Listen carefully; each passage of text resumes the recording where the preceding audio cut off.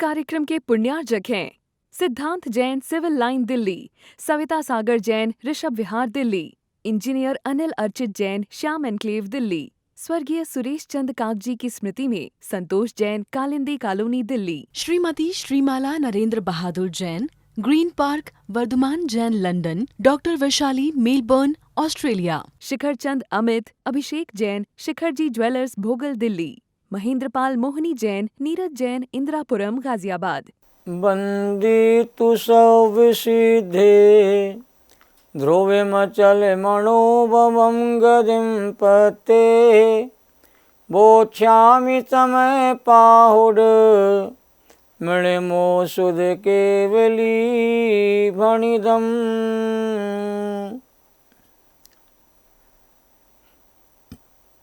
आचार्य कुंद देव और उनके दोनों महान टीकाकारों को नमन और वंदन।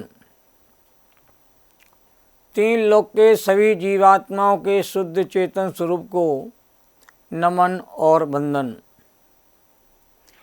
आचार्य कुंद देव समयसार ग्रंथ के कर्ता कर्म अधिकार में बहुत सूक्ष्म चर्चा कर रहे हैं और यह सूक्ष्म चर्चा समझने योग्य है।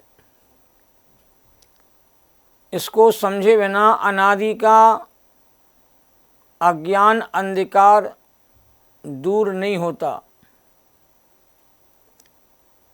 कुछ विशेष बात इस अधिकार में आचार्य कहना चाहते हैं, जिसे समझे बिना यह अधिकार समझ में नहीं आएगा। आचार्यों ने व्यापक भाव की विशेष चर्चा यहाँ पर की है कि जहाँ व्यापक भाव घटित होता है वहाँ ही कर्ता कर्म का संबंध घटित होता है, और कर्ता कर्म का संबंध एक द्रव्य में ही जिनागम स्वीकार करता है। दो द्रव्य के बीच निमित्त संबंध की बात आगम में कही गई है। अब ध्यान देना कि व्यापक भाव और व्यापक भाव, ये दो प्रकार के व्यापक भाव की चर्चा कर्ता कर्म अधिकार में की गई है। आज मैं कोई विशेष गाथा आपके सामने प्रस्तुत नहीं कर रहा हूँ। ये दो प्रकार के जो व्यापक भाव हैं, इसकी विशेष मीमांसा आपके सामने करना चाहता हूँ, क्योंकि यदि व्यापक भाव का रहस्य समझ में नहीं आएगा तो कर्ता कर्म अधिकार भी समझ में नहीं आएगा। तो अंतरंग व्यापक भाव एक द्रव्य में ही घटित होता है, इस बात को बिल्कुल स्वीकार कर लीजिए। किसी भी द्रव्य का अपनी पर्याय में ही कार्य संभव है। अन्य द्रव्य का कार्य अन्य द्रव्य की पर्याय में हो जाता है या किया जाता है या करवा दिया जाता है, ये बात बिल्कुल मिथ्या है। द्रव्य उपादान कारण है और पर्याय उपादेय है। द्रव्य कारण है और पर्याय कार्य है। द्रव्य के परिणमन को पर्याय कहते हैं। द्रव्य पर्याय और गुण पर्याय दो प्रकार की पर्याय आगम में कही जाती हैं। प्रत्येक द्रव्य का कारणपना अपनी पर्याय के प्रति ही है। अपनी पर्यायों के साथ द्रव्य का तादात्म्य संबंध है। पर्याय उपादेय है, इसका अर्थ यह है कि वह पर्याय प्राप्तव्य है, अतः प्राप्त करने योग्य है। अब पर्याय किसे प्राप्त होती है, इसका समाधान यह है कि वह जिस द्रव्य का परिणमन है पर्याय उससे ही प्राप्त होगी, अन्य द्रव्य को नहीं। किसी द्रव्य की पर्याय किसी अन्य द्रव्य को प्राप्त हो जाती है, ऐसा वस्तु का स्वरूप ही नहीं है। इसलिए द्रव्य उपादान भाव है और पर्याय उपादेय भाव है। द्रव्य अनेक पर्यायों में फैलता है। जो अनंत पर्यायों को पी करके बैठा है उसे ही द्रव्य कहा गया प्रचुरसार में। तो द्रव्य अनेक पर्यायों में फैलता है, अतः द्रव्य को व्यापक तथा जिनमें फैलता है उन पर्यायों को व्यापक कहा जाता है। जो अनेक विस्तार को प्राप्त हो वह व्यापक है, और जहाँ जहाँ उसका विस्तार हो वे स्थान व्याप्य कहलाते हैं।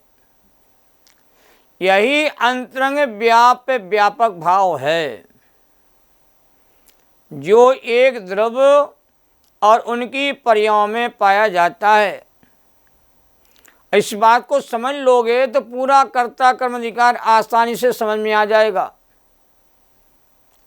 जैसे मिट्टी द्रव्य है और घड़ा आदि उसकी पर्याय है, जैसे आटा द्रव्य है, रोटी आदि उसकी पर्याय है,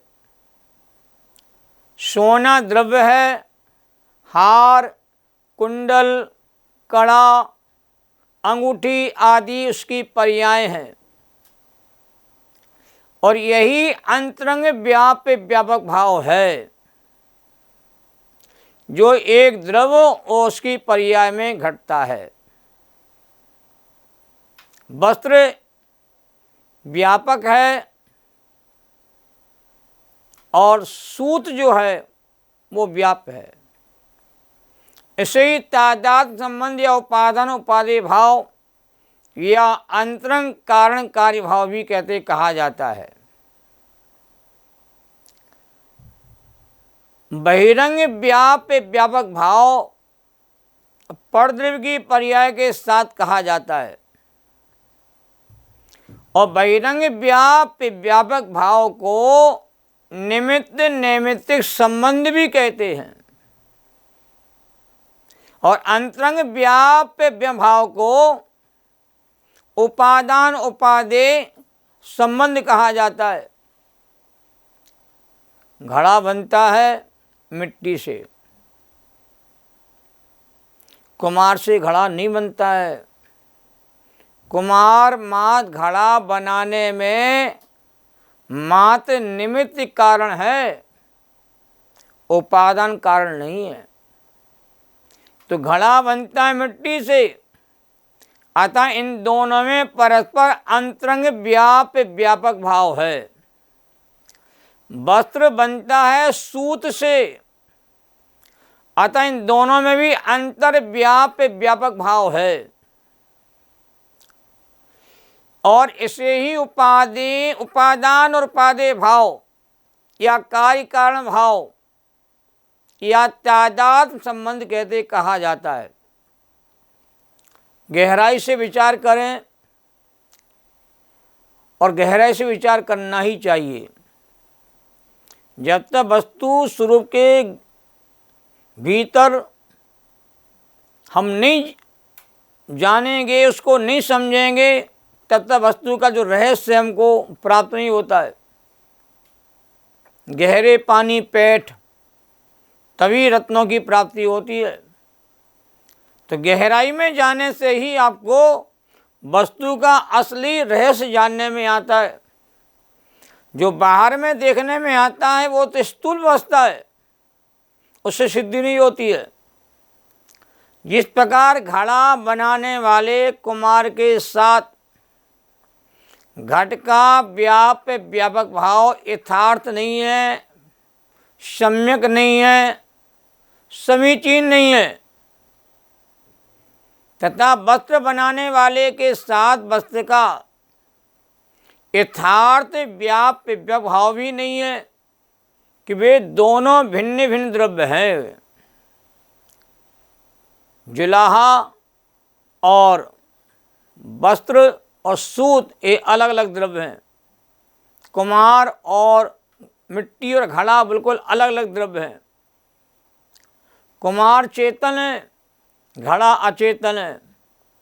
वस्त्र बनाने वाला चेतन और वस्त्र अचेतन।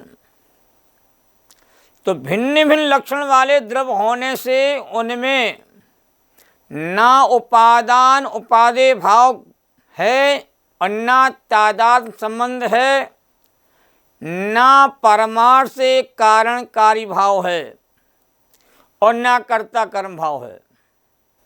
सूरज कब निकलता है, कब अस्त हो जाता है, होनहार बच्चों को पता ही नहीं चलता है। उसकी मेहनत बहुत कम लोगों को देखने में आती है। पर गुरु ने बहुत बढ़िया पढ़ाया, बढ़िया स्कूल में पढ़ाया, माता पिता ने अच्छे ढंग से शिक्षा दी है, इसी प्रकार की बातें लोक में कही जाती है। तो जब जीव के स्वभाव के विस्मरण से रागादि विकार रूप परिणमन होता है, तब कर्मोदय को निमित्त कहते हैं। क्योंकि कर्मोदय के बिना जीव रागादि रूप परिणामों को प्राप्त नहीं होता। तो जीव की रागादि विकारी परिणति को नैमित्तिक भाव कहा जाता है। कषाय वाले परिणाम हो, क्रोध वाले परिणाम हो, अहंकार वाले परिणाम हो, ये सब नैमित्तिक भाव हैं। और ये सारे परिणाम कर्म के उदय में, क्रोध कर्म के उदय में क्रोध के परिणाम होते देखने में आते हैं, और मान कषाय के उदय में मान के परिणाम, अहंकार के परिणाम होते देखने में आते हैं, और लोभ कषाय के उदय में लोभा लालच आदि के परिणाम देखने में आते हैं। तो जीव की रागादि विकारी परिणति को नैमित्तिक भाव कहते हैं। और नैमित्तिक भाव अपने आप नहीं हो गया है, इसके होने में कर्मोदय कहते निमित्त कारण है। और यही निमित्त नैमित्तिक प्रक्रिया कहलाती है, जो सारे जगत में बहुधा प्रचलित है। इसी प्रकार जब जीव के रागादि भाव होते हैं, तब नवीन कार्यमाण पौद्गलिक वर्गणाएं कर्म रूप बनकर के जीव के साथ संबंध को प्राप्त हो जाती है। रागादि परिणाम का होना और नवीन कर्म के परमाणुओं का, पौद्गलिक परमाणुओं का, वर्गणाओं का कर्म के रूप में जीव के साथ मेल मिलाप हो जाना। यहाँ जीव के परिणाम कहते निमित्त हैं, और पुद्गल का कर्म रूप परिणति जो बनी, जो पहले नहीं थी, वह उसका नैमित्तिक भाव है। सूर्य का उदय होता है तो कमल अपने आप ही कहते प्रफुल्लित हो जाते, खिलना प्रारंभ हो जाते हैं। तो कमल के खिलने का काल और सूर्य के उदय के होने का काल दोनों समकाल हैं। निमित्त निमित्त में काम करता है, उपादान उपादान में काम करता है, और कोई किसी में काम नहीं करता, वस्तु का स्वरूप है। फिर भी निमित्त के माध्यम से जो भाव होते हैं, उन भावों को नैमित्तिक भाव कहा जाता है। और यह निमित्त नैमित्तिक भाव अनादिकाल से चला आ रहा है, और इसी का नाम कहते संसार है। इस संबंध के अभाव होते ही निमित्त नैमित्तिक प्रक्रिया का अभाव हो जाने पर जीव को मोक्ष की प्राप्ति होती है। और जब तक संसार अवस्था रहती है, तब तक निमित्त नैमित्तिक संबंध की प्रक्रिया कहते चलती रहती है। और इसके आधार पर अनेक जीव निमित्ताधीन दृष्टि को प्राप्त हो जाते हैं। और निमित्ताधीन दृष्टि जब जीवन में काम करती है, तो वह जीव कहते हैं परमार्थ को भूल जाता है, भूला रहता है, और परमार्थ की उसे प्राप्ति का योग नहीं बन पाता है। निमित्त तो होते हैं, पर निमित्त के अधीन दृष्टि नहीं होना चाहिए।